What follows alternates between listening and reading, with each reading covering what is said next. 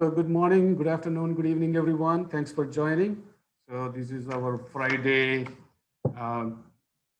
weekly webinar on geoenvironmental engineering. I know many of you have joined before, but there are some new people. So just for their information. So we are on the last webinar for the month of July. And then you can see, we have interesting webinars scheduled for the month of August. So hopefully we will continue to meet every Friday in the month of August. Today we have, as of this morning, I know many registrations are coming at the last minute, but as of this morning, we have 419 registrants for this webinar. So I request everyone to mute your mic and switch off your video. Type your questions in the chat box at any time during the presentation, and our presenter will answer at the end of the presentation.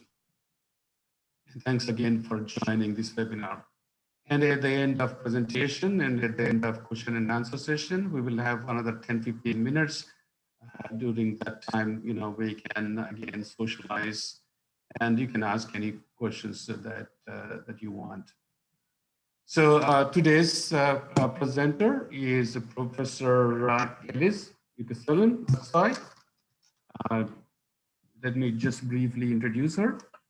She's a full professor in the Geotechnical Engineering Division in the Department of Civil Engineering at Dokuz Eylul University in Izmir, Turkey. Prior to that, she was a faculty member at the Celal Bayar University in Turkey also. She received her bachelor's in civil engineering, master's and PhD in geotechnical engineering from the same university where she's working now. I think she loves this university very much, Dokuz Eylul University. She was a visiting professor for 1 year at my university. I had a chance to work with her. I found her to be very dedicated and very talented. Our research expertise includes environmental geotechnics, ground improvement, surface properties of the clay minerals, and remediation of contaminated soils. Dr. Yukselen-Aksoy published over 40 papers, several book chapters, and several conference papers. She has completed several funded research projects. She was the recipient of the Turkish National and Scientific Research Council Scholarship. Dr. Yukselen-Aksoy has received several awards, including many Best Paper Awards and also the Permeability Foundation Outstanding Achievement Award. So with that brief introduction, I request Professor Yeliz Yukselen-Aksoy to share her screen and present. The presentation title, as you see here, Effects of Specific Surface Area and Zeta Potential on Engineering Behavior of Clay Soils with relevance to electrokinetic remediation. So this is kind of interesting, looking at the fundamental properties and taking those into account in designing the remediation systems. So with that one,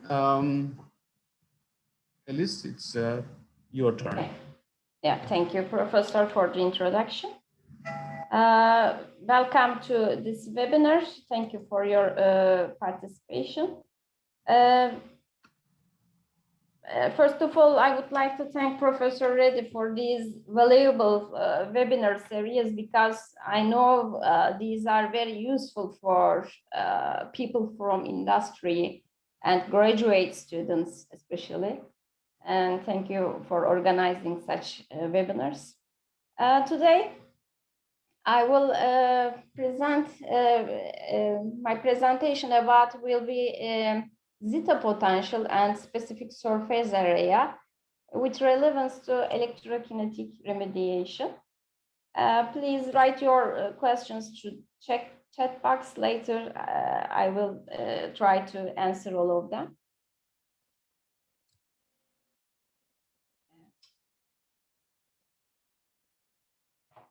Sorry.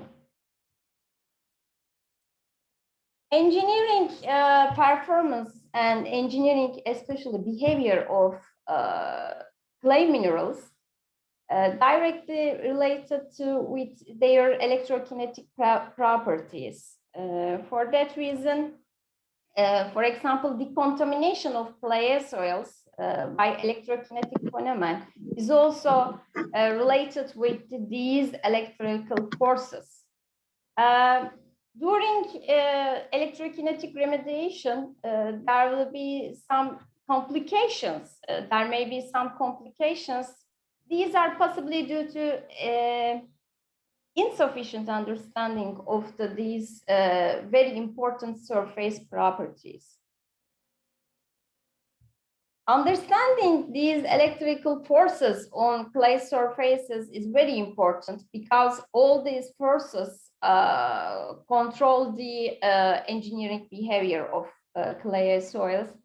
For that reason, we have to understand forces between these attraction forces or repulsion forces between clay minerals, for example, in terms of plasticity, swelling and compression behavior, strength, and fluid conductivity directly related to these electrokinetic properties.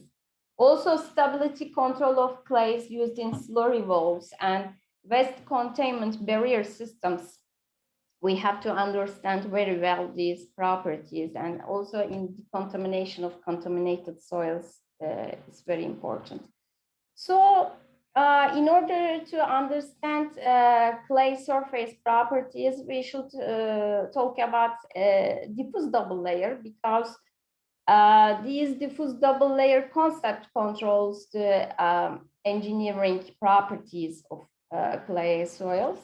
And as you know, there are adsorbed cations and adsorbed water altogether forms the diffuse double layer between the around the clay particle. And thickness is very important, because if this thickness increases, there will be some change in engineering behavior, or decreases, something will change. And how can we determine the thickness of diffuse double layer? With Debian-Huckel parameter, we can determine it. It depends on many factors, like electrolyte concentration, cation valence, the electric constant of the medium, temperature, permittivity. There are different factors controlling the diffuse double layer. The most important, we can say, electrolyte concentration, cation valence, the electric constants, and temperature. And additionally, also, later I will show you some graphs. You will see ion size, pH, and anion adsorption also affects the thickness of the diffuse double layer. And zeta potential is one of the important electrical property of clay minerals. In general, in nature, clay minerals have negative charge on their surfaces because of isomorphic substitution between the silicium and aluminum. However, depending on electrolyte solution or different factors, these electrical charge may change. So what is the role of zeta potential electrokinetic decontamination? During electrokinetic remediation process, dramatic changes at pH, conductivity, temperature, and species concentration will change. And such changes sometimes create complications during remediation processes. For that reason, for example, zeta potential controls the electroosmosis permeability, and in turn, efficiency of electrokinetic decontamination will change. For that reason, zeta potential important parameter. For example, you see this is the electroosmotic flow. Here, K parameter, electroosmotic permeability, depends on zeta potential. Here, you see zeta potential directly related to the electroosmotic permeability. What is zeta potential and how we measure this parameter? the plane where shearing takes place, because drag of the water molecules and the electrostatic pull by moving particle, diffuse double layer will be sheared. And you see here the shear plane. And the potential on this plane is called as the zeta potential. So we cannot directly measure the potential on the particle surface with conventional methods. Instead of this, we can measure the potential on this shear plane, and it's called as zeta potential. Zeta potential also depends many factors, because thickness of the diffuse double layer changes depending of many factors. For example, electrolyte concentration, one of the most important parameters that affects the zeta potential. As you see here, for example, as electrolyte concentration increases, I say zeta potential decreases, but what I mean, it becomes more positive, because in nature, as you know, they are generally negative. However, in the presence of strong electrolytes, the zeta potential becomes more positive, and I will say in this case, it decreases. And electrolyte effects, as I told you, strongest electrolyte decreases and makes the zeta potential more positive. And what is point of zero charge? We have to talk about it because it is important point or phonema. The point of zero charge is the pH value at which the net total particle charge is zero. What does it mean? It was negative, and in the presence of strong electrolyte, it starts to decrease, and it becomes zero at a certain pH point, and it's called as point of zero charge. There are different methods in order to measurement for zeta potential. For example, electrophoresis, electroosmosis, the streaming potential, and the sedimentation potential. I will talk about electrophoresis, which I used in my studies.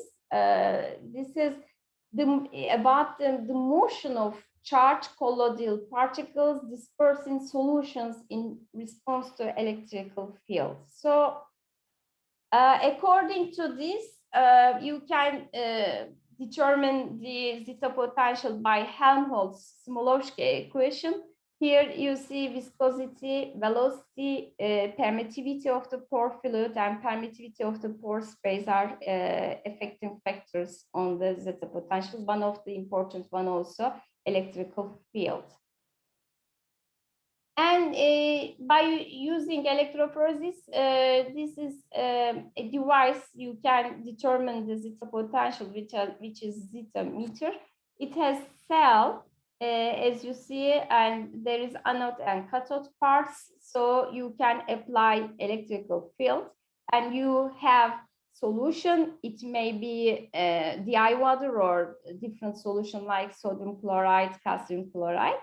And you have in dispersed state the clay particles, and when you apply electrical field, depending on the electrical charge, the clay particle moves toward the anode or cathode, and from velocity you can determine the zeta potential.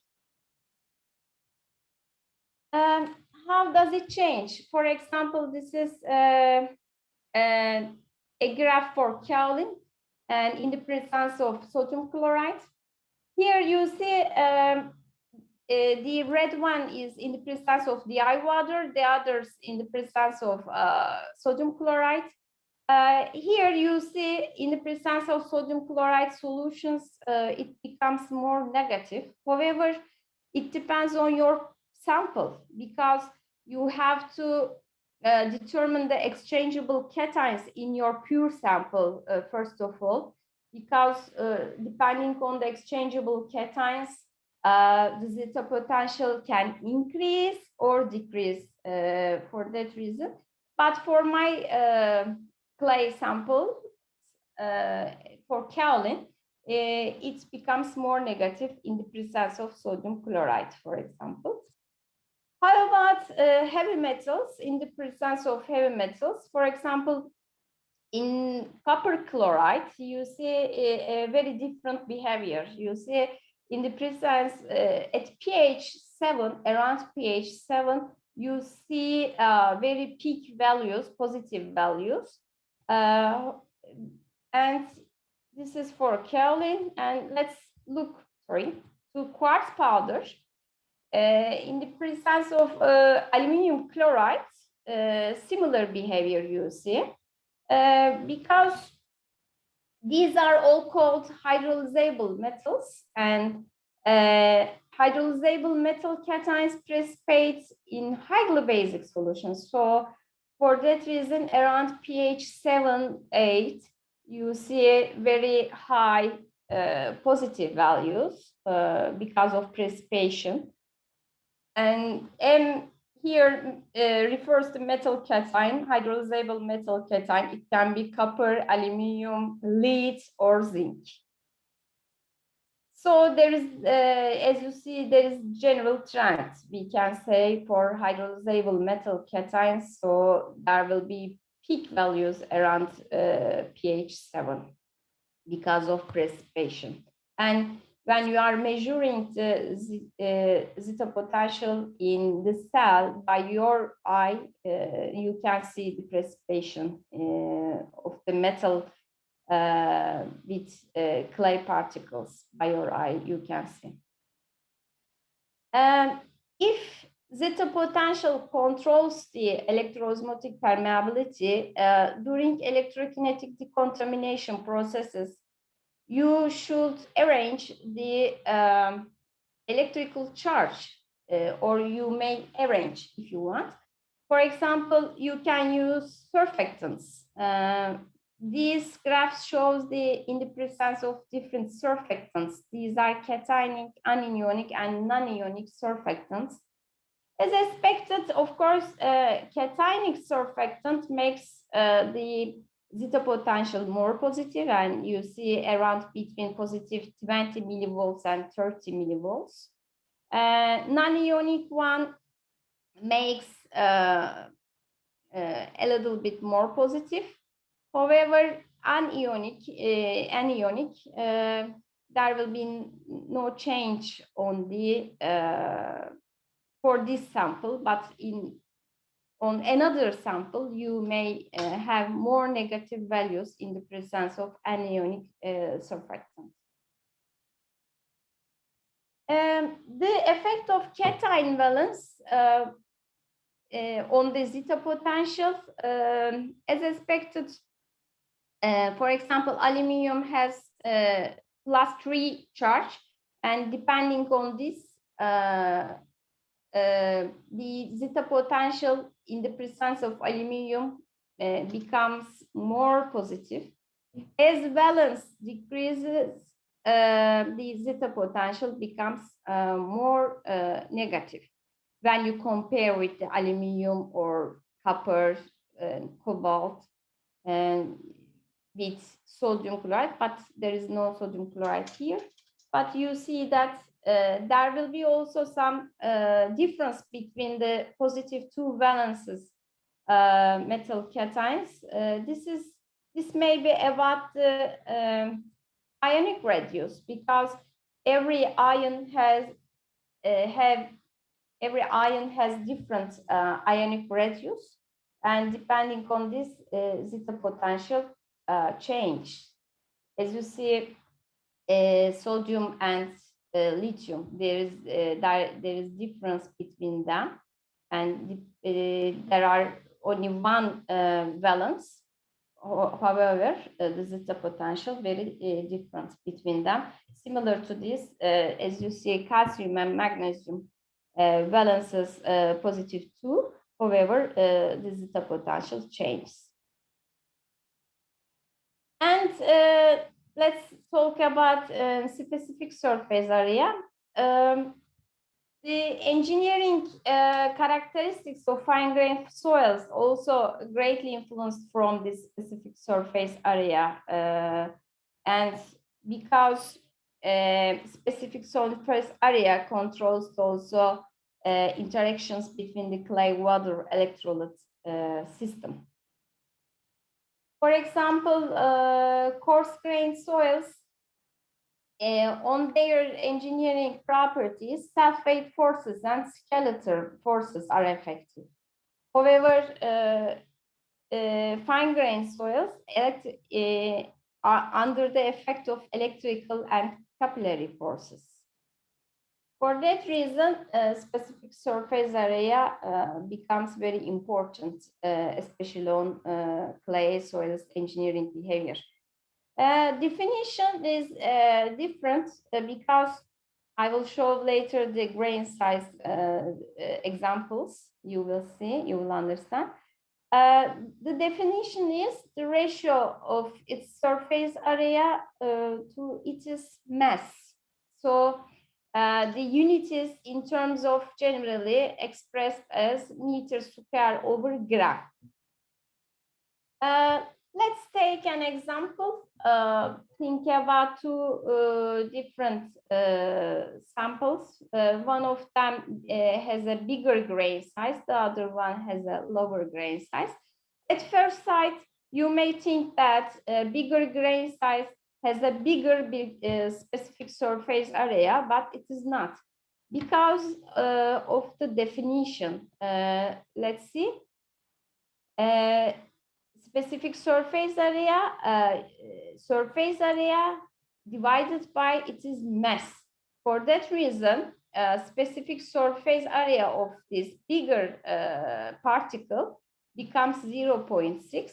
However, the specific surface area, this smaller grain, becomes 6. For that reason, we can say that as grain size decreases, specific surface area increases. So for that reason, Clayey soil samples have greater specific surface area than the other soil types. Depending of mineralogy between clay minerals, it changes very dramatically. For example, for kaolin, generally specific surface area between 10 to 40 meters square over gram. However, for smectids and for montmorillonite, it may between 50 to 850 meters square over gram. So, and it's a constant property. It does not change with time or depending on the different factors. So it's constant property. However, between the particles, it changes depending of the mineralogy. So for kaolin, as you know, there are strong bonds between the layers. For that reason, there is no water entrance and different cation entrance too much, you may not see. However, for montmorillonite, exchangeable cations and water can enter into the layers, between the layers. So montmorillonite surface area, for that reason, generally greater than the kaolin specific surface area for that reason. So we can say for kaolin, no too much internal surface area. However, for montmorillonite, you see very high internal surface area. How we measure specific surface area? A lot of methods you can see in the literature. Some of them about gas absorption, nitrogen absorption, and water vapor absorption methods you may use. And polar liquid absorption are used too much. The most popular methylene blue methods. There are two different methods, titration and spot test methods you can use. And ethylene glycol monethyl ether method, another one we can use. There are other polar liquids can be used. ethylene glycol, cetylpyrimidine bromide, and p-nitrophenol, polyvinyl alcohol, ethylene oxide chain can be used. Definition of specific surface area is straightforward. However, accurate measurement is difficult because each method will give a very different results. For that reason, you have to be careful when you are using different methods. For example, gas adsorption methods. In the gas adsorption methods, for example, in nitrogen adsorption, nitrogen cannot enter the interlayers of montmorillonite, and for montmorillonite sample, you may get 50, 60 meter square over gram specific surface area value, but it is not a real specific surface area because montmorillonite has very large interlayers, so internal layers, surface areas. For that reason, in order to determine interlayers, you should use polar liquid adsorption methods like methylene blue. Specific surface area, very important parameter on macro engineering properties of clay soils. For example, on soil index properties like consistency limits, cation exchange capacity, it is a very important parameter in terms of compressibility, permeability, shearing swell potential, shear strength, and electrical conductivity and soil stabilization. Specific surface area controls the engineering behavior. And measurement methods, as I told you before, this is nitrogen adsorption method. So just you can determine the external surfaces of the samples. And methylene blue spot test method, very quickly you can determine the specific surface area. It's very useful test method. And when you use methylene blue by titration methods, also you can determine the specific surface area. And this is ethylene glycol monoethyl ether method. So under the vacuum, by polar liquid adsorption, you can determine the SSA. So nitrogen molecule, nonpolar, for that reason, cannot penetrate into internal layers. So just it can be used for external layers.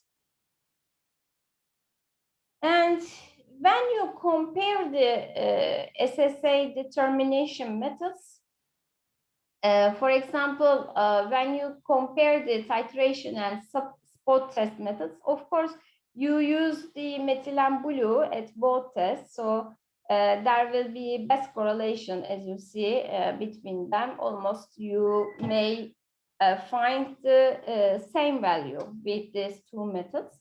And when you compare titration, methylene blue titration and ethylene glycol monoethyl ether methods, still we have a strong correlation between obtained results between these two methods. So you can use both of them. And however, as expected, when you compare the methylene blue spot test method with the nitrogen adsorption, there is no relationship because especially for montmorillonitic soils, there will be huge difference between the obtained results. For kaolin, maybe you may find very close values because there are no too much internal surface area at kaolin. However, for montmorillonitic soils, as you see here, because specific surface area increases at this part, the obtained results will be very, very different. And let's look about to the specific surface area and engineering properties relationship. This is this is logarithmic axial. For that reason, actually there is linear relationship between the specific surface area and liquid limit. So if you know the liquid limit value, you can obtain specific surface area, or reverse is possible. However, as you see, for the nitrogen absorption, we don't have good correlations. However, for methylambulium methods, we have very strong relationships. So directly you can estimate the liquid limit value from SSA parameter. And let's look about the internal SSA and external SSA relationship between the liquid limit. When you divide them into two different parts, as you see, liquid limit has a very strong relationship with the internal SSA, the almost linear relationship with the internal SSA. However, the external SSA values which were obtained by nitrogen absorption, there will be no correlation between the liquid limit and SSA. External SSA, we can say. How about plastic limits? Sorry.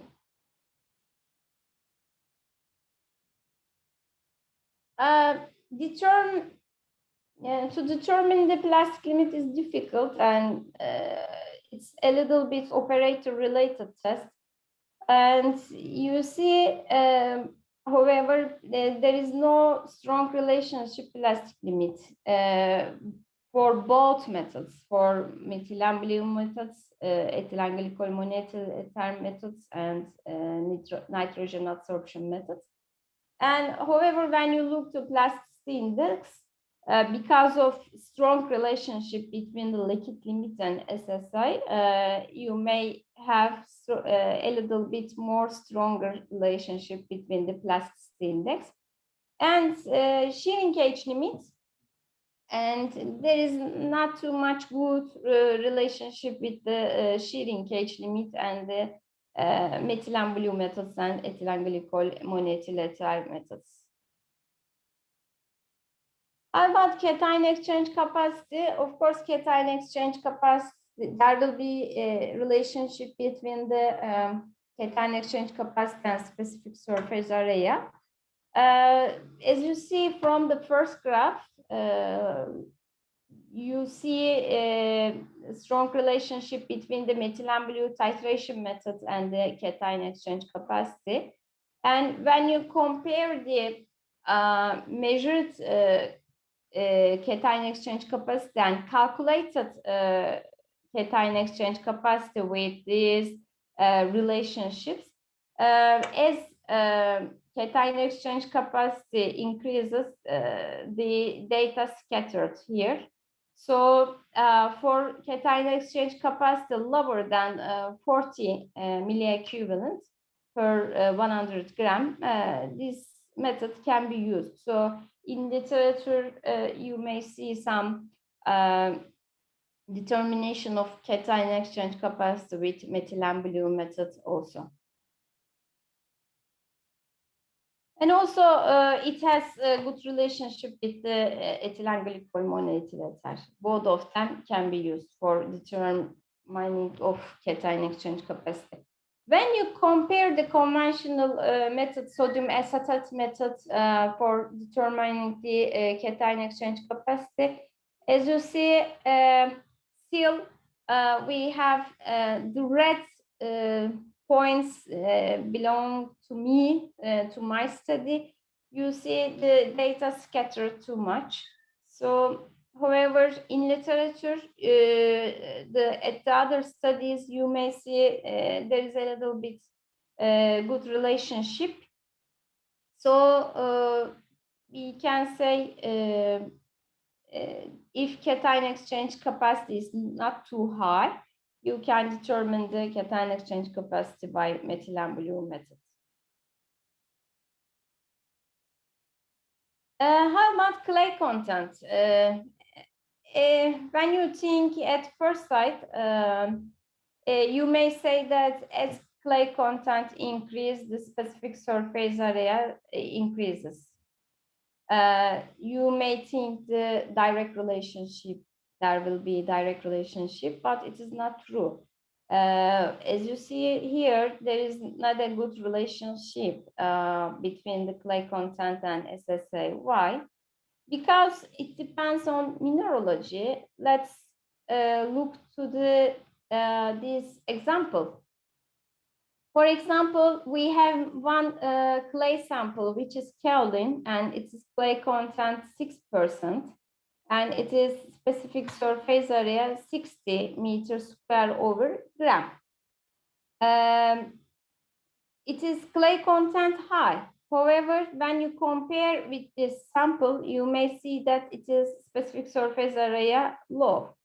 For example, this is montmorillonite, clay content 30% in this sample, and it's SSA 280 meters square over gram. It is clay content low. However, it is specific surface area higher than the from the first sample.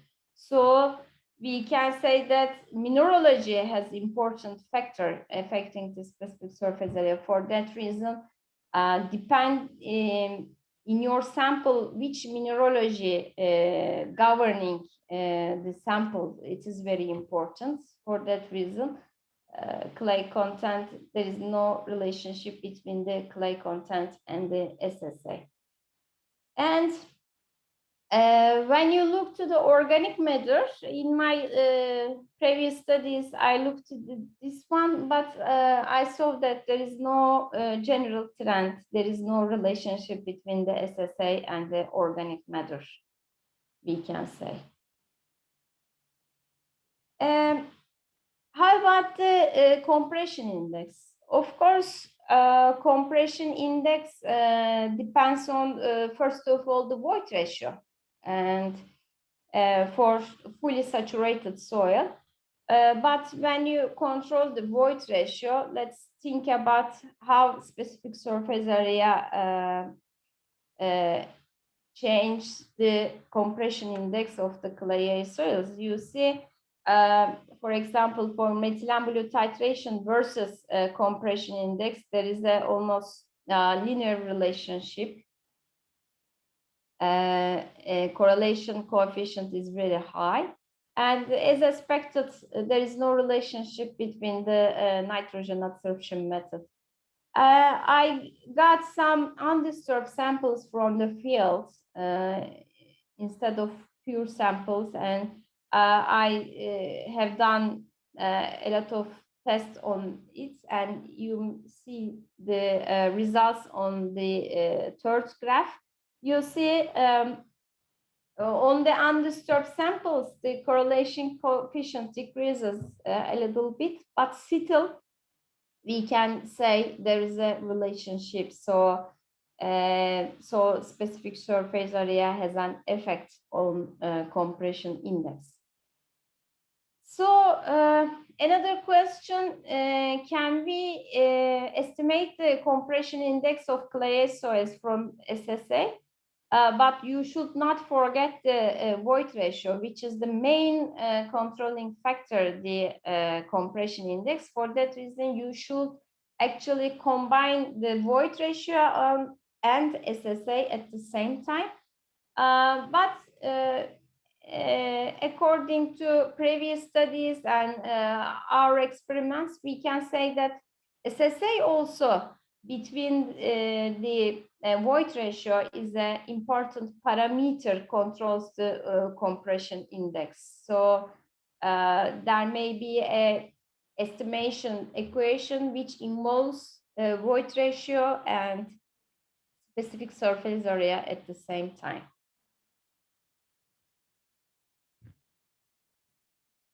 How about coefficient of consolidation? For removed samples, you see still we have good correlation for, especially for methylene blue methods, and this is for methylene blue spot test. And the correlation is very powerful.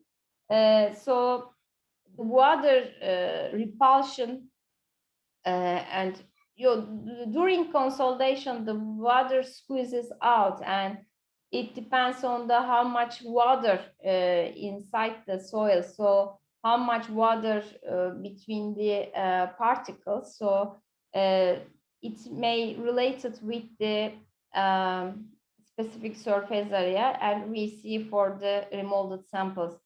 However, when you take undisturbed samples from the field, you see again a little bit the correlation coefficient decreases, but still we have a relationship between the SSA and coefficient of consolidation. Swelling, in terms of swelling, of course, specific surface area is very important parameter. You can determine the swelling, for example, with odometer test or with modified free swell index method in graduated cylinder. By this method, you can determine the modified free swell index.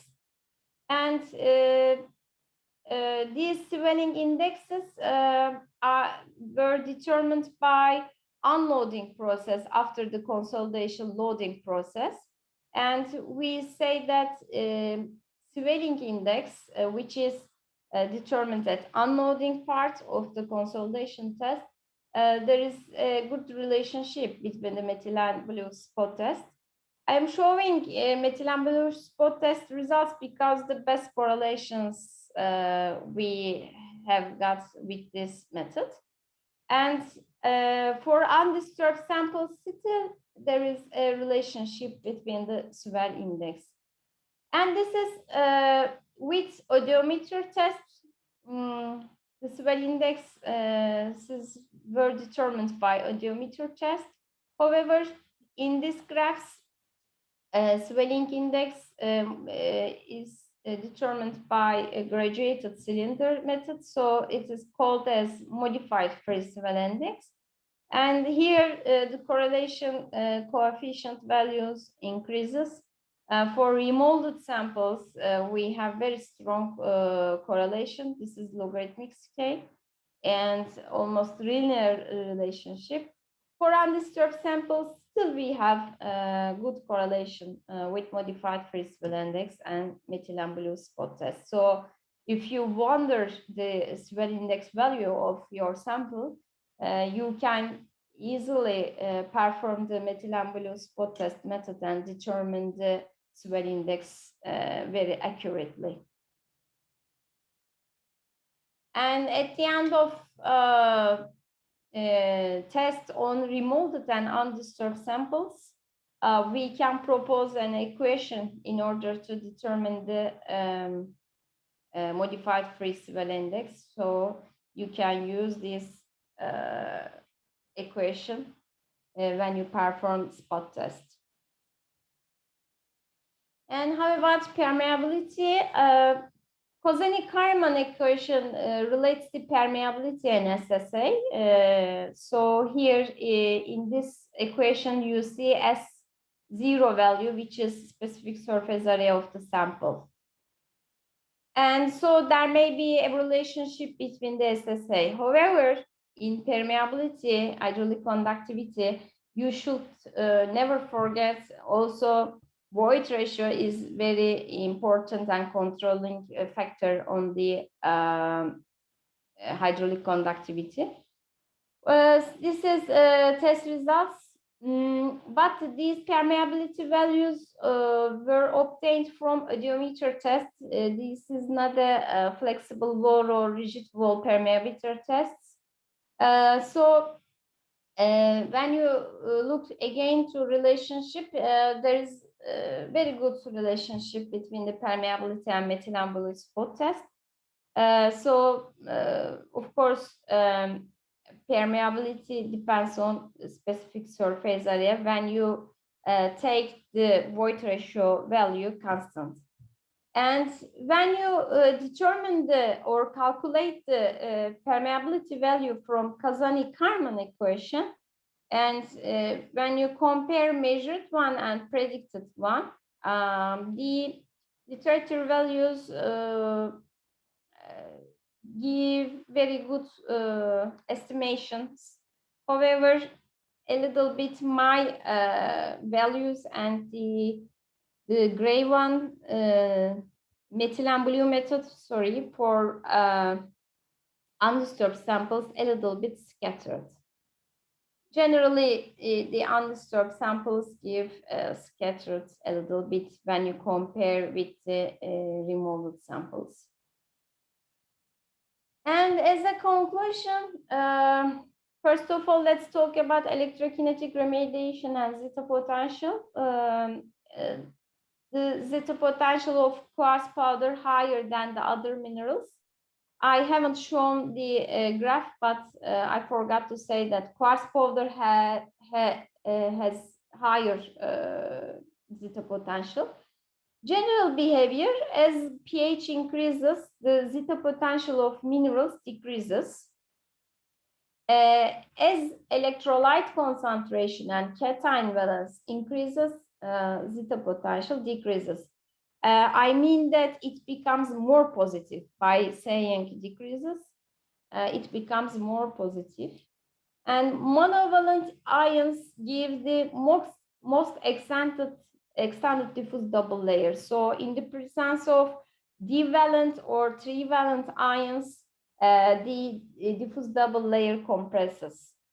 For that reason, the Zeta potential becomes more positive.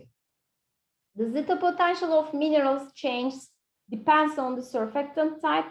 So if you want to arrange the electrical charge on your sample, you may use surfactants in order to increase the performance of remediation process. And higher ion radius results higher Zeta potential. So when you compare sodium and lithium, I showed the graph as you remember. For specific surface area, what can we say?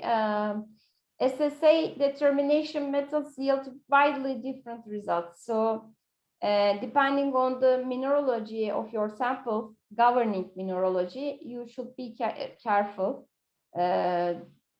For gas adsorption methods, you just only determine the external surface area. You should never forget.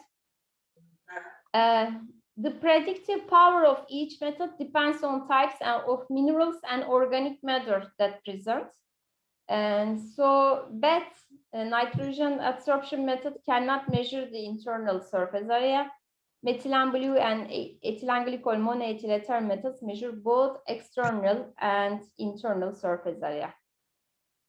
Methylene blue spot test does not require any special equipment, can be applied easily, and all type of soils you can use and gives accurate results. For that reason, you can use it.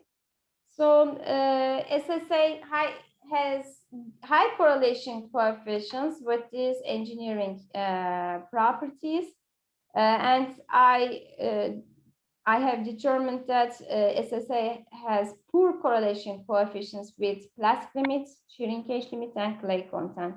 So as conclusion, I may say that as if you know the SSA value, you can estimate some engineering properties of your soil. But the best way, of course, you should perform the test on it. But if you don't have time or opportunity, you may use methylene blue methods.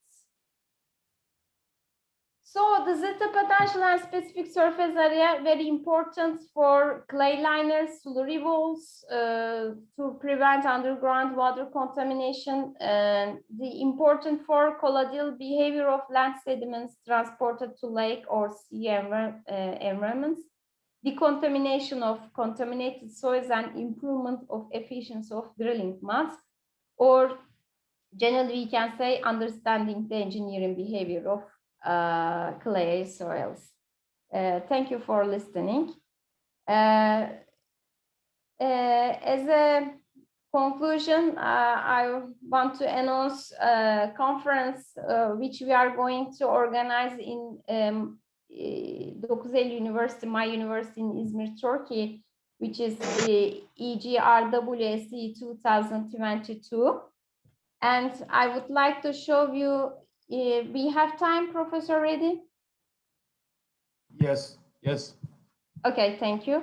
I want to show the web page of the conference, and I want to present you a little 3 minutes video about my city. This is Did you check those boxes? Yeah. Sorry, I will do it again. I forgot it. Yeah. Now they are okay. So from submission part, you can upload your abstract and full paper. And the deadlines for the submission 18th November. So we still accepting papers and abstracts. You may upload both of them, or first of all you can send your abstract, then you can upload your full paper. So this is a video about the conference venue, city of Izmir. Let's watch it. Izmir, a real Mediterranean legend with its ideal geographic location, unmatched natural beauty, amazing history, and dynamic economy. Izmir's history stretches back 8,500 years.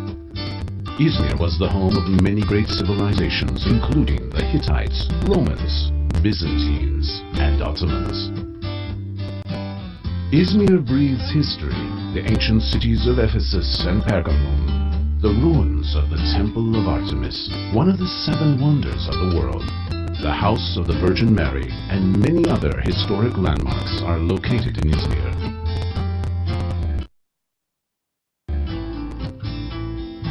Izmir is well known for its mild climate.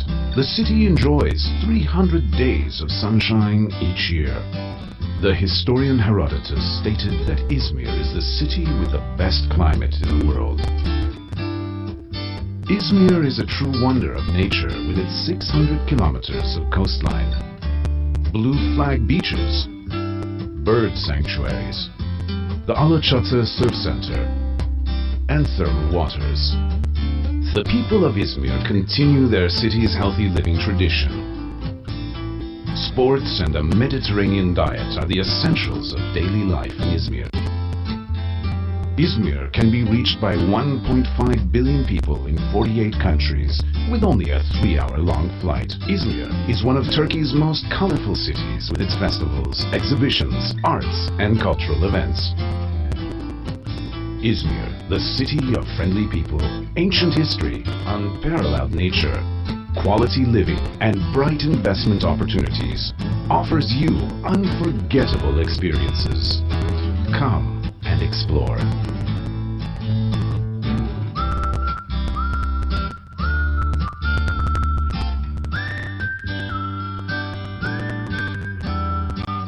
Yes, we are waiting to see you in Izmir for EGRWSE 2022. Thank you, Professor. Yeah, thank you so much, Yeliz, for your excellent presentation. So let me stop recording and then we can go into the questions.